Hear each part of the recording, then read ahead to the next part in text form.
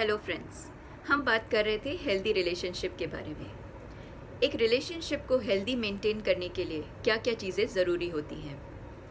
We need to make a very small but very important changes to maintain a healthy relationship. सबसे पहला change जो हमने देखा था that was a shift from expectation to acceptance.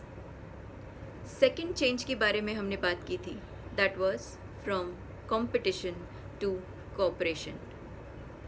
आज हम बात करेंगे एक थर्ड चेंज की and that is a shift from non forgiveness to forgiveness. Forgiveness मतलब क्षमा। किसी भी रिलेशनशिप को हेल्दी मेंटेन करने के लिए क्षमा बहुत ज़रूरी होता है। हम अक्सर देखते हैं कि लोग किसी ने कुछ कही हुई बात को सालों साल अपने माइंड में सेव करके रखते हैं। वो कहते हैं इस बात के लिए मैं उसे कभी माफ़ नहीं कर सकता।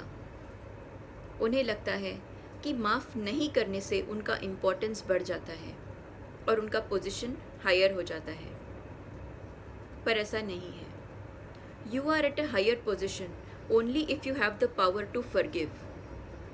आपका स्थान तभी ऊंचा रह सकता है अगर आप में क्षमा करने की ताकत हो।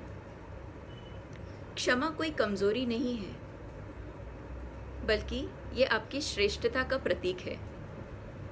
यदि क्षमा करना कमज़ोरी होता तो लोग भगवान से क्षमा क्यों मांगते?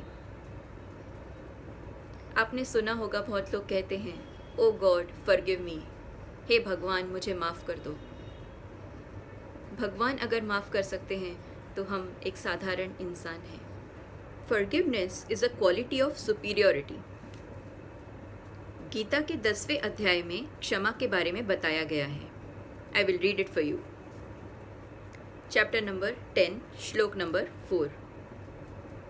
बुद्धिर ज्ञानम सम्मोह क्षमा सत्यम दमः शमः सुखम दुखम भवो अभावो भयम चाभयमेव च। इसका मतलब है क्षमा भाव ये जो गुण है वो ईश्वर द्वारा ही उत्पन्न है। That means the quality of forgiveness is originated by God himself. आगे लिखा है कि मनुष्य को दूसरों के छोटे छोटे अपराध क्षमा कर देने चाहिए। A person should forgive others for small mistakes. Gita का ये एडवाइस आपके रिलेशंस को हेल्दी रख सकता है। यदि कोई गीता का अनुसरण करे तो अपनी जीवन की गुणवत्ता बढ़ा सकता है। If someone follow Gita in true sense can really improve the quality of life. Thank you so much. Be connected. If you like the content, do subscribe my channel for more videos on personal revamping. Namaste.